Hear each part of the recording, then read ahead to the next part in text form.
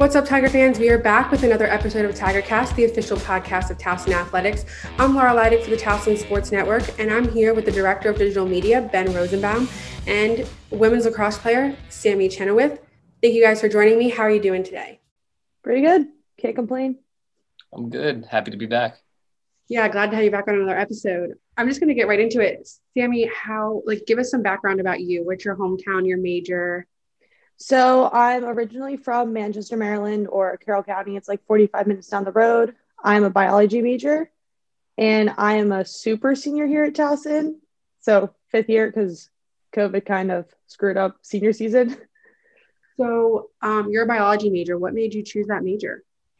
So I'm looking to go into PA school after I graduate, and I was looking at the classes and I was like, okay, like these classes sound really cool. I'm like, I think that's something I'd be interested in. And I just kind of went from there. And most of the classes in the biology major fulfilled prerequisites for PA school. And I'm like, all right, I guess this just lines up. I'm like, I'm just going to go for it and see what happens. Yeah, it works out perfectly that way. You said you're 45 minutes down the road. Is that why you chose Towson, or what were some other deciding factors there? Well, that was one, because I'm a huge homebody. Like, I love being home with my family. And so obviously, like, being close to Towson, like being close to my hometown, like, was a perfect place for me. I also thought that Towson was a very competitive school in the D1 like aspect. So that just brought me closer. And then just being here and like seeing the campus, I'm like, okay, you get like that big, like you get a big school, but with like the small school feel. Sami, can I ask you about, I want to circle back. You're a bio major. Now, when I was a Towson student decades ago, I had a roommate, really good friend of mine, who was also a bio major. And I remember we lived in Millennium. I would come home and he had equations and just all sorts of stuff plastered all over the walls, and he would just study nonstop. Now that might just be, he was also a weird kid, but I know how much he studied, and I know how much, how hard it can be being a bio major. How do you balance both that major and being an athlete? And you're not just, any athlete, you're pretty highly decorated when it comes to women's lacrosse. So how do you manage your time? I think it's just, for me, it was personally, I block out times throughout the day where I'm like, okay, like I need to get work done here. And it like setting that specific time to get work done, like, and just ignoring everything else around me. Like, that's kind of what's helped me the most. But obviously, like, everybody's different, but that's what worked for me. Like, I need to like, I have to like sit down at my desk and be like, all right, I need to get this done. Do you ever just quiz yourself during practice, like during downtime? Well, I have like, there's like other people on our team who are interested like in biology, like just aren't biology majors, sadly. But like, it helps me a lot when I tell them like what I learn about. And I'm like, oh, this really cool fact. Like, I learned this today in class and stuff like that. But then it also helps that a lot of them come to me sometimes. They're like, oh, you're a biology major, right? I'm like, yes. They're like, well, can you help me with this? I'm like, yeah, perfect. Like last semester or 2 semesters ago, I was actually tutoring some of my teammates in their biology class. So with that, what does a typical day look like for you? Well, wake up and then we have to get temp checks. So we're in 2 different cohorts for our temp checks. And on a typical day without lift, we'll go to practice. And most of my, like right now, I only have 2 classes, which is so nice compared to like usually taking 4. But I'll come back home and I'll like sit down, make breakfast, which is like lunch. But then after that, I'll just sit down and like start grinding out my work, and I'll give myself like 2 to 3 hours to get my work done. And then I'm like, all right, time to take a rest. And then I'll get back to it. But seeing this semester, like my course load has lightened a lot. So I'm like, whoa, I have like all this time for this, like these like 2 classes. So definitely having more time recently has like been like a step back, but usually like typical day, like obviously like blocking out my time, like making sure that I'm getting my meals in and not forgetting to eat, because what we do is like so taxing on our bodies that I have to make sure that I'm getting the correct fuel in. But yep. Yeah. And you mentioned being close with your family. Do you have any siblings? Yes, I have an older sister, and then I have a younger sister and a younger brother. Are they athletes as well? My younger brother he's a wrestler at McDaniel College, which is literally 20 minutes away from where I live. But he recently just tore his labrum, so he can't like wrestle. I don't want to say play because that's not right. So he can't wrestle this year. But he's a freshman.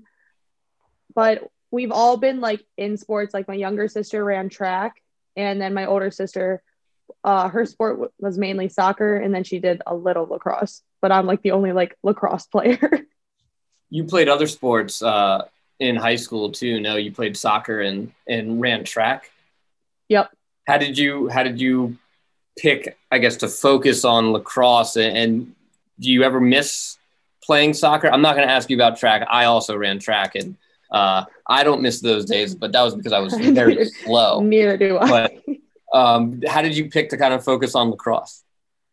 So it was actually my mom who kind of like picked it out for me. She was like, oh, like we're going to go try out for this club team. I go, oh, cool. And then it was just kind of from like there that I learned like kind of just got the hang of it more, I guess, rather like compared to like my other sports.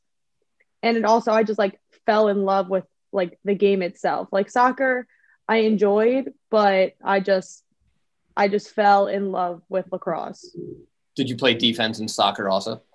Yes, I was like the last person back. My job was literally to kick the ball out. So what is it about defense for you? Being a defender, do you just kind of like being the person who, you used to hear guys like Ed Reed talk about there's nothing like stopping an offense, no better feeling. Is that what you like as opposed to goal scoring? That's actually really funny because like in my high school days, like they would call me Reed because he would get so many interceptions. And so I felt he's like one of my favorite players of like all time. But yeah, there's just like, you kind of get an adrenaline rush. Like I get goosebumps when we get like an interception on defense and it just perfectly pans out like all the way down the field into a goal. I am actually getting goosebumps thinking about it right now. But yeah, it's just something about like just stopping someone in their tracks or like knocking the ball down or like checking someone's stick that just leads up to scoring a goal that like I also kind of got kicked off of offense when I was younger. So I kind of like had to like be better at defense. But yeah, I guess it's just like stopping someone that you just get like that adrenaline rush. You're like, oh, great. Okay, good try. But how old were you when you started playing? When I first started playing lacrosse, I was 6, and then I got moved to defense in 6th grade. Oh, so what other positions had you tried out? Well, I was midfield, but that's just because I think I was like, at the time I was like considered fast, but they were like, your stick skills really aren't up to par for offense. So we're just going to kick you back to defense. So I was like, okay, as long as I get to play. Yeah. Finding your niche, When you came in to Towson as a freshman, I mean, you kind of got thrown in right away. I think 17 starts for you out of the 19 games total. And what was that like for you? I mean, you came in, I mean, it was a pretty good defensive unit. You had yourself, obviously a fellow freshman in Olivia Conti, but I just went back and I looked at the roster, people like Steph Costa and Kelly McCulkin. How did you learn from those teammates, and what was it like for you your freshman year, kind of getting thrown into the fire right away? Well, I would always, like my freshman year, I wanted to play so bad. Like, I'm like, I need to be on the field. And I would go in after every game and I'd watch film. And our assistant coach at the time, he would go, look at Kelly. Look at what Kelly's doing. Look at what she's doing. Like, look at what Gil's doing and stuff like that. And I'm like, I was trying to like put myself in their shoes and like really like watch what they were doing. Like watching other players helped so much. And then like watching our defensive unit as a whole. And they also helped me so much. Like I'd stay after with them and they'd help me do the cone drills. Well, cone drills, like as in defensive cone drills. And I think I just like looked up to them so much. Like I wanted to be so much like them, and like watching film and stuff like that, like really helped like me get like set in that defensive unit. Would you say that at that point, like, did you start modeling your game after someone else, or do you have like a professional player that you're modeling your game after? I don't know if I would model my game after somebody, but I definitely I kind of took to more of like Kelly McQuilkin, because she has like this nice little lift check that she does where she literally just lifts the person's arm up and the ball falls out. And that's what I kind of like tried to like get into, and like putting more pressure on somebody rather than like kind of sitting back, which I think also helps like in turn with like cause turnovers and like even like throwing a bad pass, like the more pressure I put on somebody, or even like as a team, like the more pressure you put on a team, like the more mistakes that are going to be had. Yeah. And with last season, even though it was cut short, you had averaged 2.33 caused turnovers per game. Do you have any goals for yourself going into this season? I think it's just, I don't know. I haven't really set goals for myself. We set team goals, and like, as like a defensive unit, like we want to limit the amount of goals that are being shot on cage. So the more cause turnovers we have, like the better we'll do as a team, which means the less goals, the less time they'll have the ball on offense on our side of the field, and the more time we'll have the ball on offense on, I guess, our side of the field. I think I messed that up somehow. I get what you're saying. But yeah, you get it. But I guess it's just I don't know. I don't set like statistic goals for myself. I just try to like be better every single game and every single practice. Like I'm pushing my teammates to be better and pushing myself even harder. But yeah. And kind of along with that, Sammy, I just pulled up your bio, and you look at the honor roll for you. I mean, all rookie team in 2017, and then it's just like, if there's an award to win, it's on that list. It's you're on the Thornton watch list, your honorable mentions for Inside Lacrosse, first team, second teams, all ECAC, all CAA. Does that, it's nice to get those. Do you feel pressure then when you see, okay, now I got this, I'm on this list, do you feel pressure to have to kind of up your game the next year? Or do you feel pressure that, other teammates might look to you to make a play when the play needs to be made? Anything like that that comes with those awards? I mean, there is pressure, but I'm saying like, okay, bring on the pressure, because like that's when you like, I like having the pressure on me, because it's like that's what you need. Like that's how you get better. Like if somebody's like sitting back and like not paying attention to you, like you're not really going to like get any better.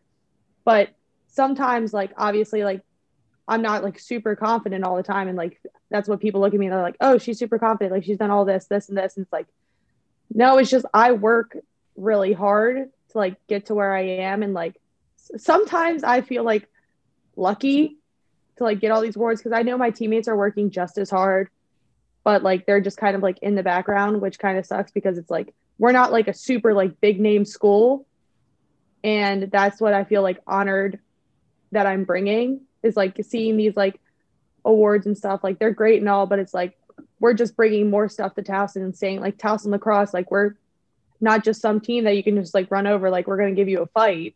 So I think that's like the best feeling I'm getting, is like we're bringing in like all this, like we're like all eyes are like coming on us.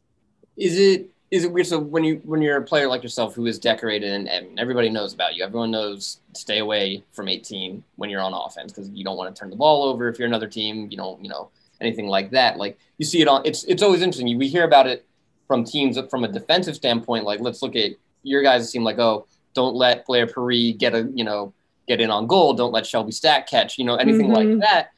Can you sense when a team has said, "There's 18, keep the ball away from her because she's gonna get it"? Is it weird kind of knowing that like you're getting extra attention, but at the same time like you've got to figure out a way to make a play?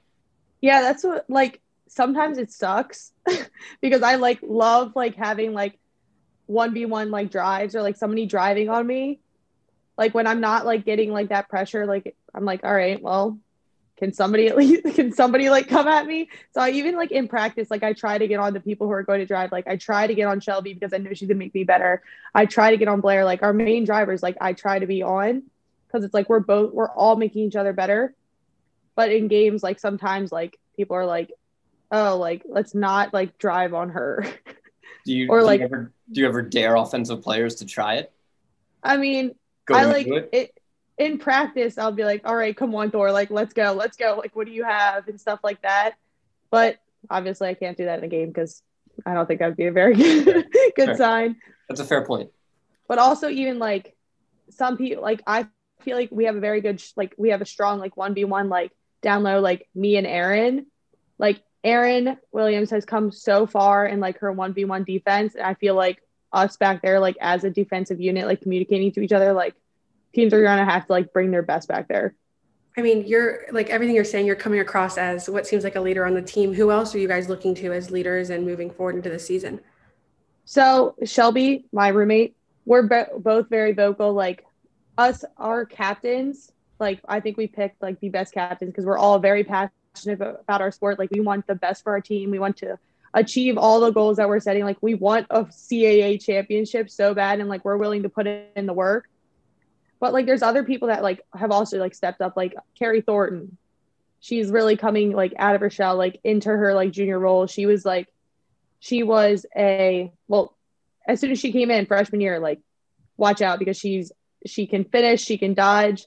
And even our Maryland transfers, Nikki Sleewack, like I'm like, holy crap, like I'm pretty sure she finishes every freaking shot. I'm like, there's like no stopping her. But I think just everyone like is really like stepping up like as a whole, especially like our upperclassmen, like our juniors and our seniors. When the season ended the way it ended last year, and obviously it had to happen with everything going on. Yeah. What was that like for you? Because you were a senior, and it was kind of an unknown at that time, like what your future might have held lacrosse wise. So what ran through your head when in those first few days when the season got canceled? I felt like unfinished. Like I'm like my time is like not done. Like it can't be done yet.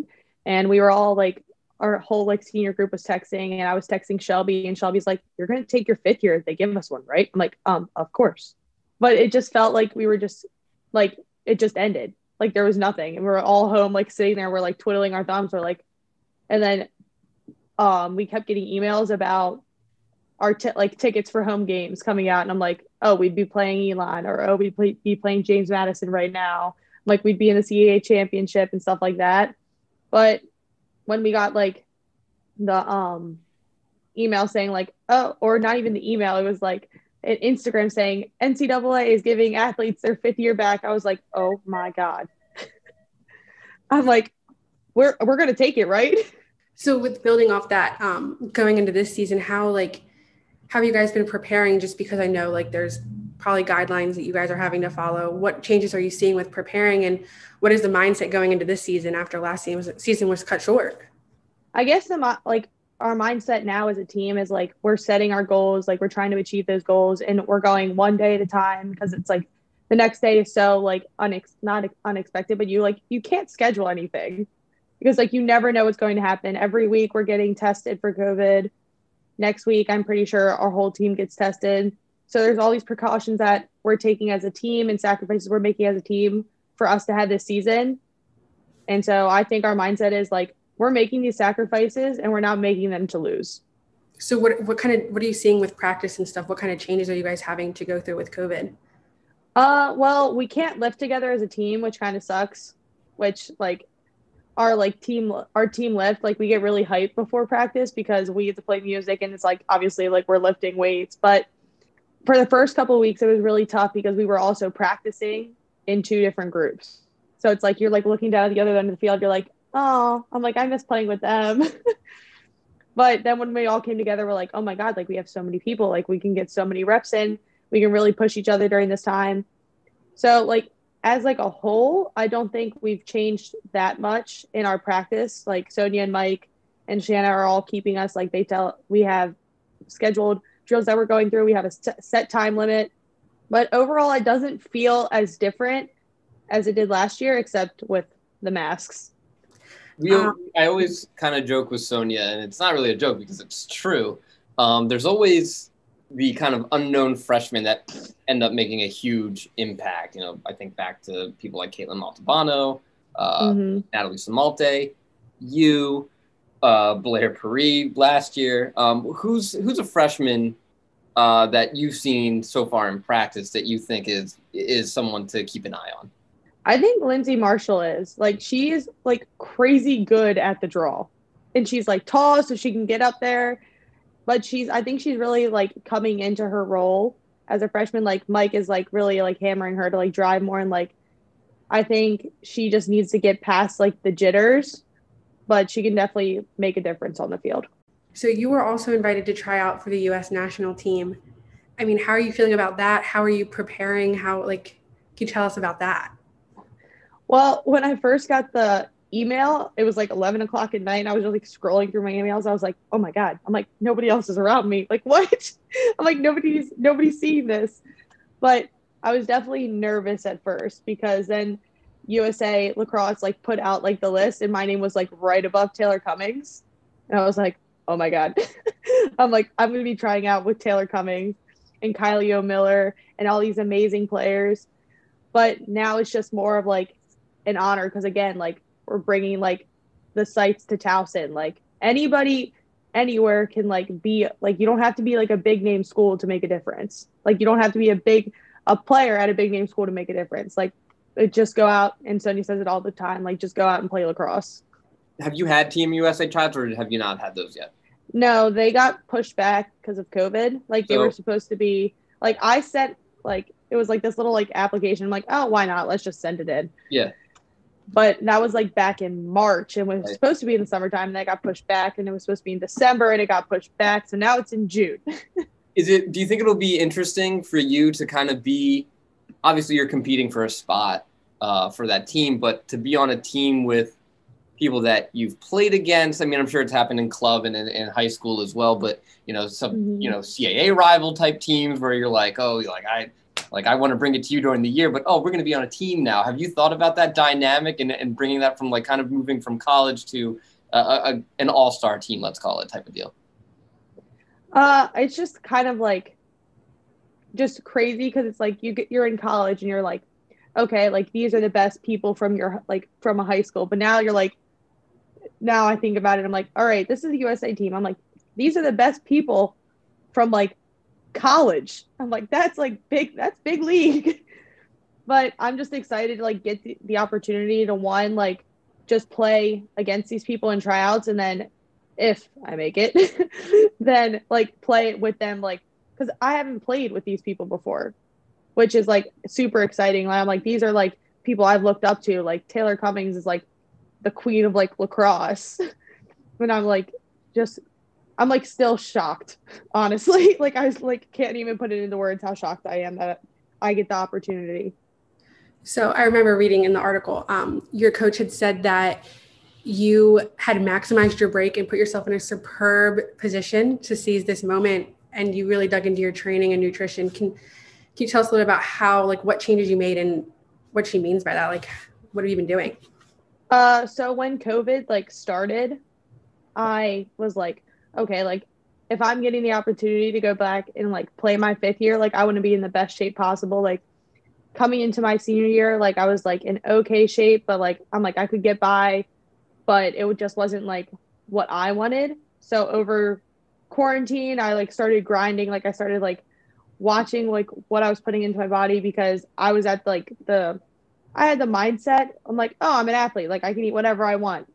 But that's really not how it works. Like our bodies do so much for us. Like we have to watch what we put into them and like fuel them with the right nutrients.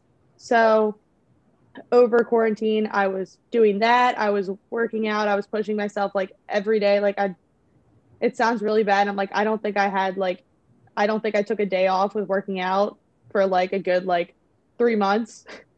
And then that just kind of became like a lifestyle for me. Like it's just something that has helped me so much and bettered me so much as an athlete. Like I can tell the difference on the field. I feel faster. I feel lighter on my feet. I feel like I can do so much more compared to last year. And then Sonia's also like helped a lot with that. Like she's like, oh, I'm noticing. And I'm like, yes, thank you. How much did your biology major come into play during that? Were you using it definitely helped with like knowing like the nutrition aspect of it, and also like having like already having an interest in science definitely like helped that, because I'm like this helps with this in my body, this helps with this in my body. I'm like, oh, this will make me better at this.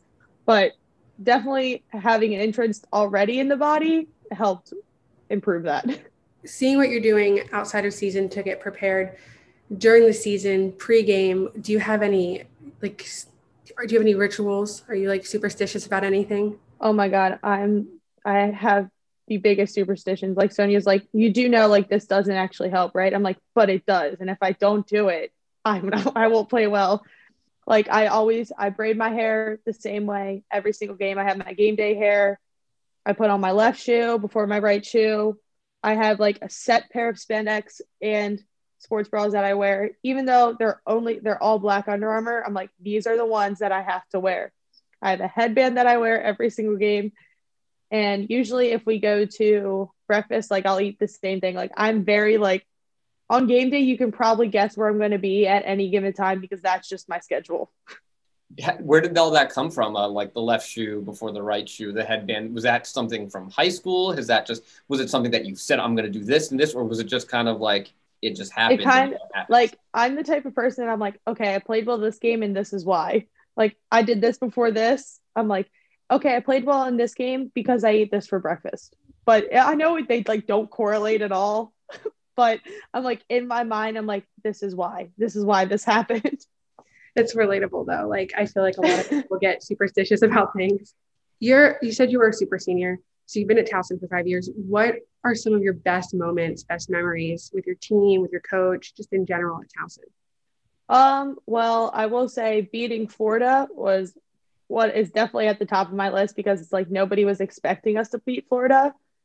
So that was pretty freaking awesome. And I guess like I wouldn't say like there's like a particular like memory or experience except for that one, but like just meeting the people I have, like I've literally been roommates with Shelby for 5 years and she is like one of my best friends. Like I consider her sister because that's how we like argue. We like bicker on the field and people are like, oh, here they go again.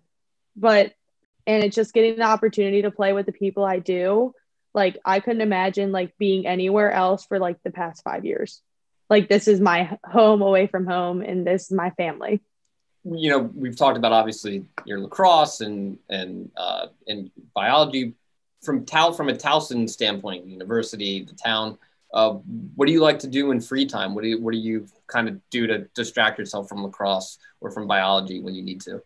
So I'm actually a member of like the boxing gym up in Uptown, and that's kind of like a great like release because it's obviously like you're just punching stuff. So that's a great release. Like if I've had a bad day, like if I need to get energy out, if I need to like take a step back from things. And also I think we just have like a great area uptown, like to just go to like restaurants. We have so many places to eat. And obviously I'm a huge eater. I love eating. I'm just gonna say that. but I just like love the vibes we get at Towson and like just being so close to everything, being within walking distance of everything. And you mentioned Ed Reed, obviously a Ravens fan. Yes. What are some other sports you like to watch other than lacrosse? So I actually really love to watch wrestling. It sounds like a lot WWE like wrestling or like actual collegiate wrestling. Like they're like NCAA wrestling, and like that's just from like being around it so much. Like I know a lot about it now, and I like just love particularly watching like my brother. I love watching him wrestle and stuff like that. But I'm not huge like big on like watching sports other than those two. Like I love watching football and I love watching wrestling, and then I wouldn't even say I love watching lacrosse because it makes me just want to be on the field. Super Bowl weekend, who's your pick? I'm definitely a Chiefs fan. Is that just an anti-Brady thing, or is that you think? No, I love Patrick. I love Patrick Mahomes. I think he's so cute. And I like how he calls all his fans my homies. I mean, I called it at the one game I was talking with the group. I was like, the Buccaneers are going to win the Super Bowl. You did. And we all called you crazy. I remember this. It was like a week ago. We said, there's no way they win. And you were the only one. And we were like, okay, now let's go to work. And everyone was like, Bucks aren't going to win. And then they were getting throttled. Well, Shelby's a Bills fan. And so we were watching this and she goes, I'm just so mad right now. And I'm like, Shelby, I don't know what you expected. Well, the Bills actually, they donated a bunch of money when Lamar got hurt. I thought it was really cool. I'm not a Bills fan. Some of our coworkers, John Stark and Emily Costello, are big Bills fans, and it's hard not to root for them. It's almost impossible to not root for the Bills at times. I feel. Oh my God, I know. Bills Mafia, man. The craziest fans in the NFL. They're crazy, and I mean, Laura, you mentioned the Lamar Jackson thing. When Andy Dalton and the Bengals knocked the Ravens out of the playoffs in the regular season, like they eliminated the Ravens from being able to have that chance, which consequently put the Bills in. people just started donating like hundreds and hundreds of dollars, and I think it ended up being in the thousands, to Andy Dalton's foundation. Like, there was jokes they're going to build that guy a statue in Buffalo, and he's never played for the Bills. But it's hard not to root for the Bills. I was kind of pulling for them too. I mean, I think the Chiefs win, but yeah, the Bills are crazy. It's nuts. It's nuts. Sami, as we kind of wind down, what for you, expectations? What's the goal for? I mean, you kind of mentioned it earlier, but any individual goals that you want to complete, or any and then any team goals that you guys are aiming for this year? Well, definitely team goal wise, like CAA championship. Well, first of all, win our first game. Short-term goals, long-term goals. So win our first game, CAA championship, make it to the NCAA playoffs and stuff like that.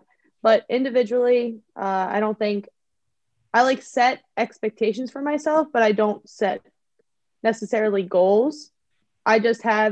I think it's very, like, I have very high expectations for this season and for myself, it being my last season, but I don't think I have any like individual goals set yet. What's it like playing on Tiger Field? That'll be new. What's it like? Oh my God, I love it. Everything's so close. Even though we can't have fans yet, I'm like, I look over and I'm like, the fans are like right there. And I also love, like, I love that it's smaller. Like, you don't feel like in Johnny Unitas, like, I love Johnny Unitas Stadium and I love playing in the stadium, but you feel so small. Like, I look up at the stands, I'm like, and the past couple of years, like, we'd have our fans, but it's like just not like they're all like dispersed and it looks so small. And I'm like, but on Tiger Field, I just love like the smallness of it because it's like they're like right there. But I'm super excited to finally like get to play on it rather than just practice. Well, I think that you really set yourself up to have a good season. I'm really looking forward to see what you're going to bring to the table and what the whole team's going to do. Thank you for joining us. Thank you, Ben, for being here. Tiger fans, be on the lookout for another episode of TigerCast. And as always, go Tigers.